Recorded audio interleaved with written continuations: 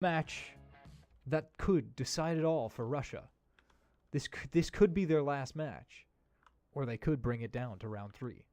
Let's see what happens. We've got players dropping all across the map. It looks like we've got a southern drop point for the first half of the Russian team, and Kazakhstan is opting for the similar round 1 drop where they control the western side of this match. So it looks like we're going to have School and Razhok once again for the Russian team, and Pochinki for the Kazakhstan team, which apparently has a little bit of a guest. We have Cake Destroyer taking a very high position above Pochinki, sporting a very classy clown outfit. He's dropping down from the center like James Bond on Pochinki potentially. I'm not sure what the thought process here is, but it could just be a scouting mission. I've never seen anything quite like this before, but in a 32v32 situation, there's plenty of room for innovation. And the normal strats that a squad of 4 might use don't work in a 32v32 situation. You know, getting 2 guys downed, but then getting downed and flushed yourself isn't good enough. You need to always be shooting to down and flush somebody, and potentially 2, because you might get taken out as a result. You want to go for 2 kills, even if you die, but you got 2 kills.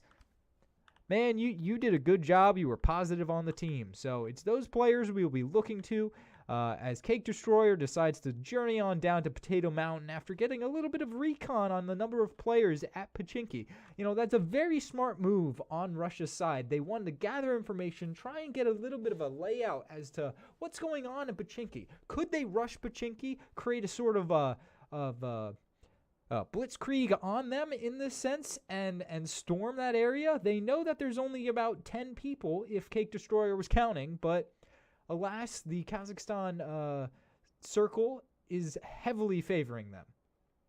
It is very much their circle. They have all of the chance to try and gatekeep and keep Russia out of this circle. It's going to be interesting when the next circle pops, but at this stage of the game, we do see a heavy favoritism towards Kazakhstan.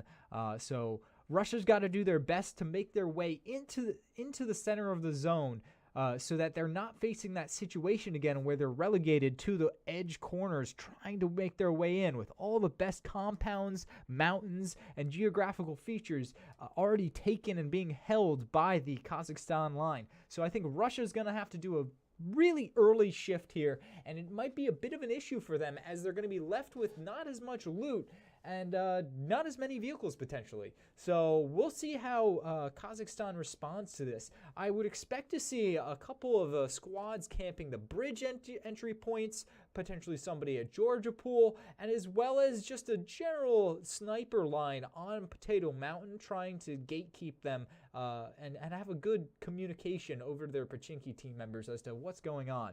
But with Phase 1 being as it is, so large, it's going to be quite the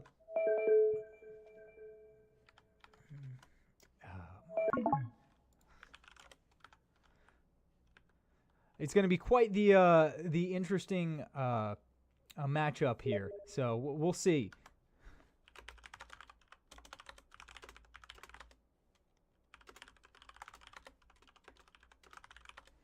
Oh boy. Oh, BD. Stop interrupting me. Shout out to Banana Duck letting me know that my stream was muted earlier on, but I am now unmuted. But let's get back to the action, ladies and gentlemen. No more technical difficulties. We are going to see a bit of a red zone only over on Johnny Bones. So he's going to have to hide in this hut over here, relegated to just looting these 2 buildings and then moving over once that red circle has shifted. But right now, Russia's main objective needs to be gathering vehicles, gathering loot as fast as possible, because at this stage,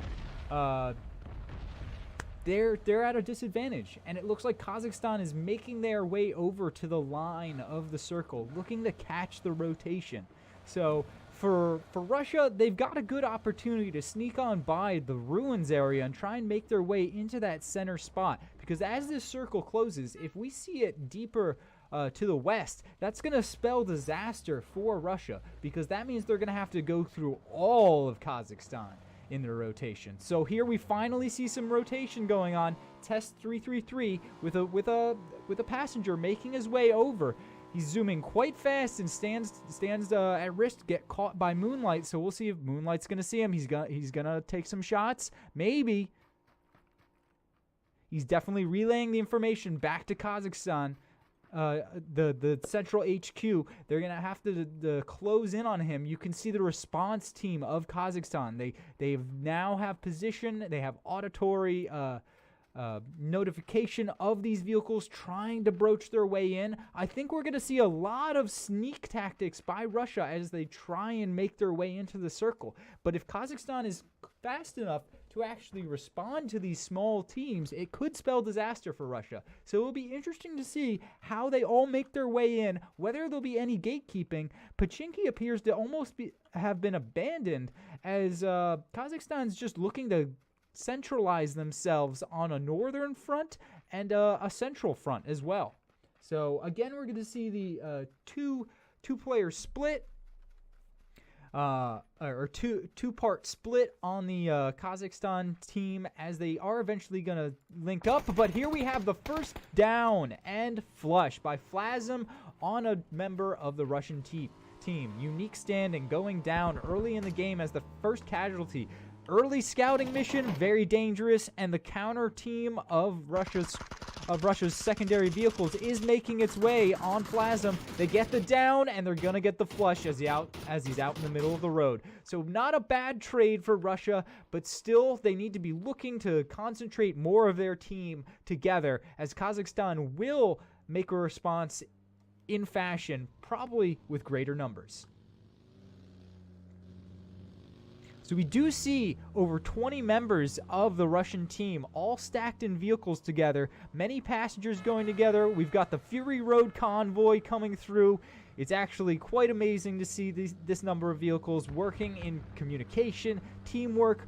They're relaying positions. They had the early scouting party, and now they have the full force of the convoy coming in, knowing that this is a safe path. We don't have to get ambushed by 12 different players in a convoy. That's not going to go well. So a very good strategy coming over from the Russian side, making their way into the circle. But now we actually have some conflict. Test 33 zooming ahead in his motorbike, knowing that it's really tough to get those shots on the motorbike. That's why he's the scout. He's zooming in as quick as possible, trying to find a path for the Russian team. And right now, this southern road seems to be the way in, but there are one or two counter snipers that are watching this road. Just Asics by himself, but this is a huge risk for him, especially with the red zone right on top of him. He's going to be looking to translate himself all the way north out of this red zone, as it's quite dangerous for his vehicle. But we have Russia going to have to stop before they all hit that red zone, or they're going to make a major risk at having somebody blow up.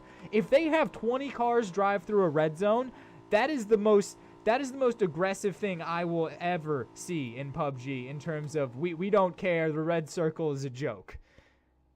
But we'll see.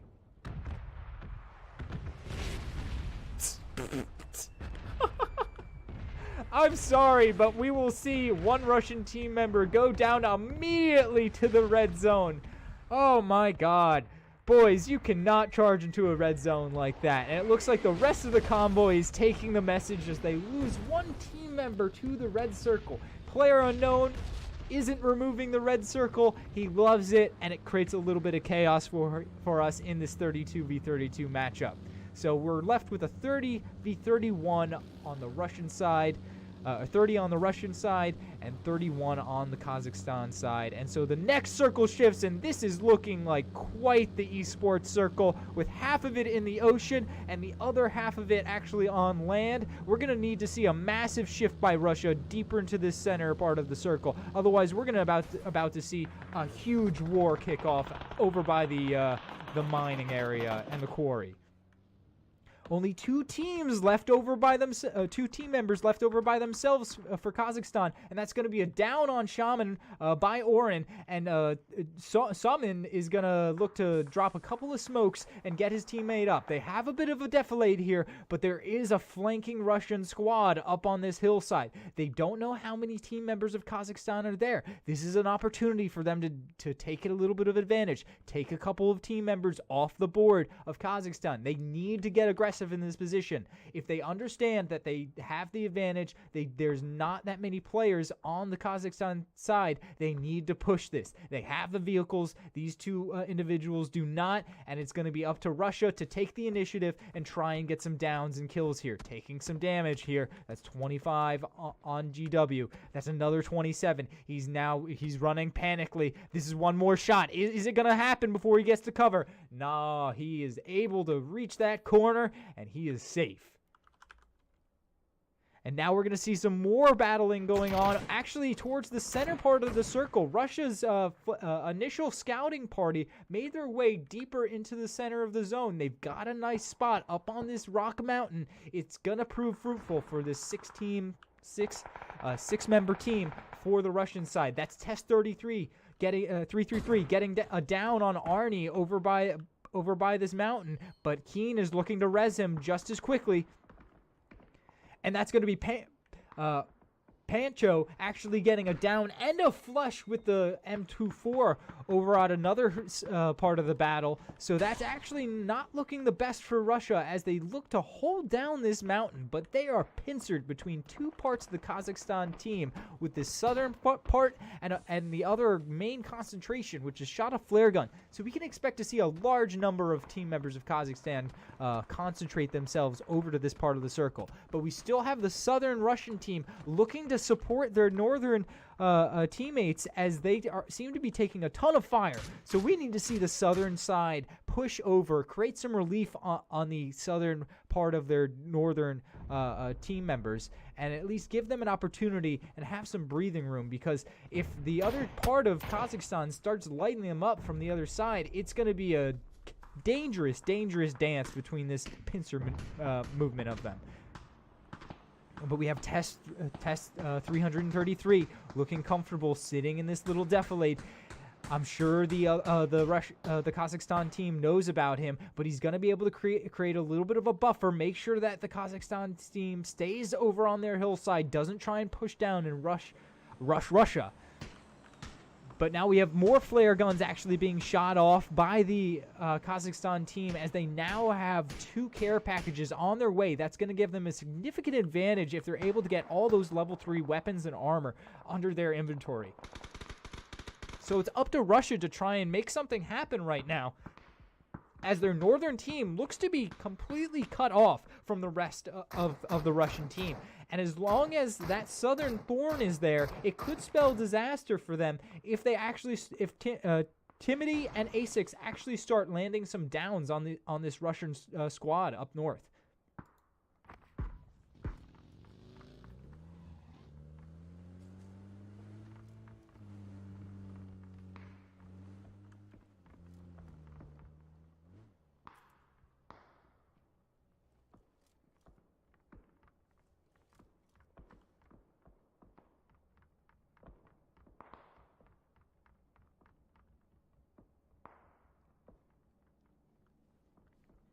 All right, now we actually seem to get into the next phase of the circle with 1 minute and 30 seconds left. These teams are looking to actually get some downs, whittle down Russia's northern position, as this next circle shift is going to spell certainly an interesting rotation from one of these teams. And Russia is looking to be spread out all along the circle, and so if it shifts west, it might actually be a heavy favor towards Russia. The most ideal would be a southern shift for them, but we actually see some more oopsies going on with Pancho actually taking out a team member as they rotate in their vehicle, but it's going to be an easy revive for him, and there's no danger as it looks like they're in cover behind a hill and behind the tree. But there we go. We have the Russian General Drains actually getting a down on one of the Kazakhstan team members. And now they're just trading fire back and forth. It's going to be a battle of attrition. as we look to see the circle determining how this match will be played out. And now we have Makata actually getting a down on Pain Sound over at another part of the battle. And it looks like he's inside inside cover, but smokes are going to go up because there are some threatening shots from the southern angle that Russia does have. So it's going to be up to Amidaru to get up Pain Sound, and he does get the revive, and it looks like they will get safe revive as A6 lays down some cover fire from that Russian flank.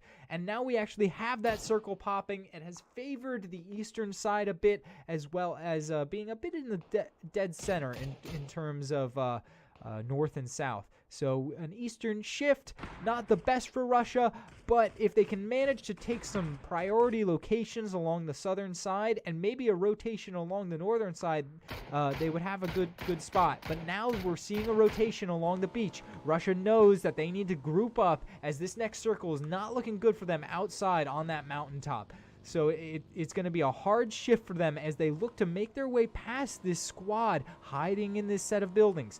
And now if Russia could make a crash happen, if they can realize that there are only a couple of team members here, there's only 5 to 6, if they made a major push, they could clear up this southwestern part of the circle for them and give them a foothold to work with. But as it seems, they're just going to stop, or not stop, they're just going to keep on going along the beach, take a breather to revive, use the best vehicles still, and make their way over towards the southern edge, as they know where their central compound and comrades are all gathering towards this central bunker for them. As it stands, it is one of the few buildings that they actually have control of. We actually still have Flint over on the northern side. It looks like Just One is actually going to be aware of him, and he's looking left and right. So this is going to be a 1v1 situation here, as these two members of each team look to try and have their own little pitched battle. But it looks like Just One's going to get the crate that had dropped here, so that's going to be a disadvantage for Flint. So we're going to see if they actually spot each other out. Flint may have heard the footsteps at this point. Just One is getting closer and closer. Flint is maintaining his position. He's not moving. He's looking to create a surprise. Just One looking to see if he can catch anyone out in the open. Flint still camping, now making his move. The footsteps have gone away. Flint's going to try and catch him out in the open as he's rotating. But with that ghillie suit, he's going to be tough to spot. And now we have more team members making their way over into the center part of the circle for Kazakhstan. There's a major shift happening. They've scouted out, they've communicated to where the major part of the Russian team is. They're looking to gatekeep them as the circle closes more, and they're going to form another ring of death around the Russian team, as they're going to have a really tough time trying to push out of this boundary that they've created. We've got 3 natural flanks with plenty of hill cover, plenty of opportunity for Kazakhstan to maintain the superior position, and that's going to be a down on Makata as Crash gets the down, and then a nade is followed with an easy flush for them. And now this leaves Ubika actually getting downed by a grenade in a dangerous spot. No one's going to be able to revive him. That's going to be another point going to the Kazakhstan team. So that's going to put us in a 26v31 scenario. Just waiting for it. Waiting for the grenades. Not a good time to be Ubika. But now we actually have some southern team members actually engaging in a small pitched battle. We've Cake Destroyer and Johnny Bones actually looking to battle Starbit, who appears to have an AUG.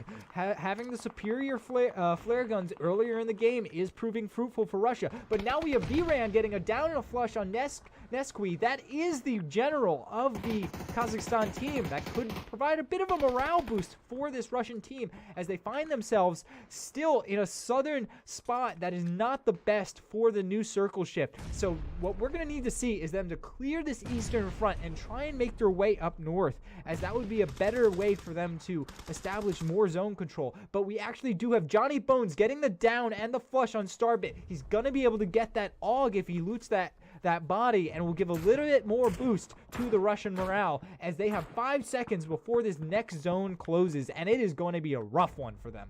And we are sitting at a 25v28 scenario.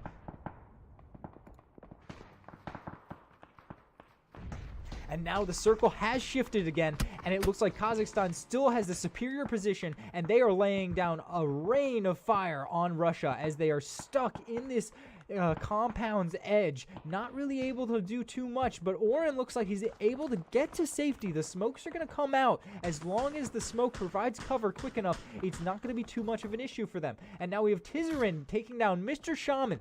Mr. Shaman down the field is exposed to have the flush laid on him. We'll see if somebody goes for the revive. It's going to be rough as he does look to be bleeding out very quickly. So that will be another boost for the Russian team. But Quizzy going down and flushed, not looking good for the Russian team. They did manage to secure their eastern flank and are making their way north. As I said earlier, it is the best option they have right now. They need to get out of the swamps and into a better position for this next circle shift, because right now Kazakhstan is laying down a heavy line of fire from the superior hillside.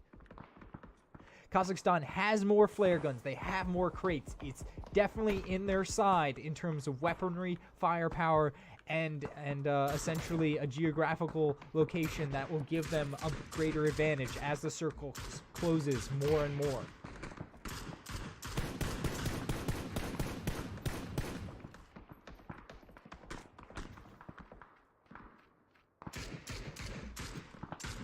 Now things are popping up. Tizerin getting it down on Logan. Far also getting it down. Far getting the flush on that team member. So it's looking to be quite even now as we go into the 5th phase of this circle. And it's about to close and things are about to get very rough as teams are trading downs and deaths left and right. This next shift will be the test for Russia if they can maintain cover fire for their team as they push forward. If they can keep Kazakhstan from pushing down and laying into them as they rotate. They are managing to make their way up to this hill. This is great news for Russia. Even if they're in a 20v24 situation, they're getting the downs, they're getting the position they need. It's up to the rest of the team to provide a line of covering fire from this southern edge that Kazakhstan is now going to use to expose the Russian flank. But it looks like Russia has enough team members providing cover. Tizerin doing a fantastic job. This man has gotten multiple downs and multiple flushes at this point for Russia, acting as the thorn and the covering fire for Russia. Even if he is in a bad position in the circle and is going to have to do a hard shift soon, he's done his duty and has done enough damage to make his position down there definitely worth it. And now we have to see the circle closing. This is going to be a good opportunity for Kazakhstan to capitalize. If they can recognize that there's a lot of team members of Russia still at the edge of the circle, they can lay down that cover fire from this portion of the hill. And it's going to start to get really rough as it looks like Tizerin goes down from heights. I don't know if that was on purpose or not, but we're seeing a ton of fire coming from the Russian hillside down into that swamp area that Tizerin had definitely communicated. There's a number of Kazakhstan team members over there, and so we see a split between the southern side of the Kazakhstan team and the rest of the team located up north. And don't forget, they have a couple of team members up north as well. The circle is closing down. We're in a 16v40 situation. Lots of team members going down for Russia. That's 3 down at least, so that's only 11 members up at this point. They're going to need to start getting some counter shots and some downs, and Johnny Bones delivering it with nades.